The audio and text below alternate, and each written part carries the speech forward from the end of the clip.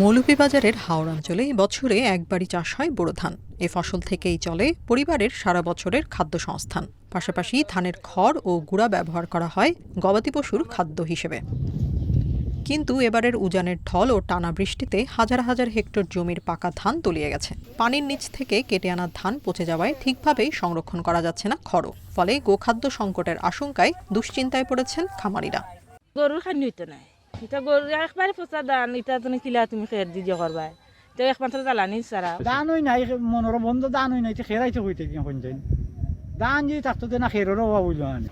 প্রতি বছর বোরো মৌসুমের খড় দিয়েই সারা বছরের গোখাদ্যের চাহিদা পূরণ হয়। কিন্তু এবার খড় নষ্ট হওয়ায় অনেকেই গবাদি পশু বিক্রির চিন্তা করছেন। গোখাদ্য সংকট মোকাবেলায় প্রয়োজনীয় সহযোগিতার আশ্বাস প্রাণী সম্পদ কর্মকর্তার। খড়ের বিকল্প হিসেবে হাওর এলাকায় জলজ ঘাস চাষের পরামর্শ তাদের। কৃষি বিভাগের তথ্য অনুযায়ী জেলার ৭ উপজেলার অন্তত ৪৪টি ইউনিয়নের ফসল ক্ষতিগ্রস্ত হয়েছে। এর মধ্যে কাউয়াদিঘি, হাকালুকি ও হাইল হাওর এলাকার বোরো নির্ভর কৃষক পরিবারগুলোর ৭০ থেকে ৮০ ভাগ ফসল নষ্ট হয়েছে।